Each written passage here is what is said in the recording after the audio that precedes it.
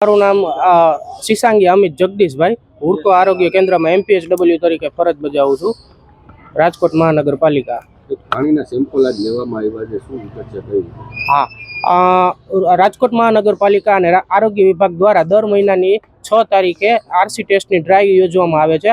RC test એટલે residue chlorine test. આ એક એવો ટેસ્ટ છે કે જેમાં પાણી માટેનું સેમ્પલ લેવામાં આવે છે. આ પાણી શુદ્ધ છે કે નહીં તે જાણવા માટેનો આ એક ટેસ્ટ છે. એટલે કે પાણીમાં ક્લોરિનની હાજરી જોવા મળે છે કે નહીં, આ પ્રકારનો ટેસ્ટ છે.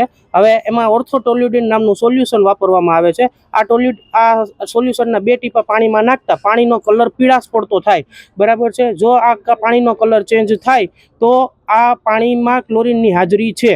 જો આ ટીપા નાખતા પાણીનો કલર ચેન્જ ન થાય અને જે પાણી નોર્મલ આપણે જેવું પી છીએ એવું જ પાણી લાગે તો તેનો મતલબ એમ થાય આ ટીપા નાખતા પણ પાણીનો કલર ચેન્જ નથી થતો, તો તેનો મતલબ એમ છે કે આ ટેસ્ટ નેગેટિવ આવ્યો, બરાબર. જો નેગેટિવ આવે આ ટેસ્ટ, બરાબર છે, અને એવું પાણી જો લોકો પીવે તો તેનાથી ટાઇફોઇડ, મરડો, કોલેરા આવા જેવા અનેક પ્રકારના રોગો થાય છે. અને આ રોગો ન થાય એટલા માટે રાજકોટ મહાનગરપાલિકા દ્વારા આ ક્લોરિન નાખવામાં આવે છે, બરાબર છે. કયા વિસ્તારની અંદર અને કેટલા ઘરમાં ચેકિંગ કર્યું? અત્યારે અમે કિરણનગર, હુડકો આરોગ્ય, આપણે હુડકો બી, હુડકો એ એવા અલગ અલગ વિસ્તારમાં આ જે ટેસ્ટ પાણીના સમયે જ કરવામાં આવે છે. આ ટેસ્ટ છે એ જ્યારે પાણી આવે ત્યારે જ ટેસ્ટ કરવામાં આવે છે. સવારના પણ અમારે શ્રદ્ધા પાર્ક, સુખરામ એવા અલગ અલગ વિસ્તારમાં જ્યાં વહેલી સવારે 3-4 વાગ્યામાં પાણી આવે છે તો ત્યાં પણ અમે લોકોએ ટેસ્ટ કરેલા. એટલે રોજ 6 તારીખ એટલે દર મહિનાની 6 તારીખે આ પ્રકારની ડ્રાઈવ યોજવામાં આવે છે. અત્યાર સુધીમાં કોઈ નેગેટિવ મળ્યા કે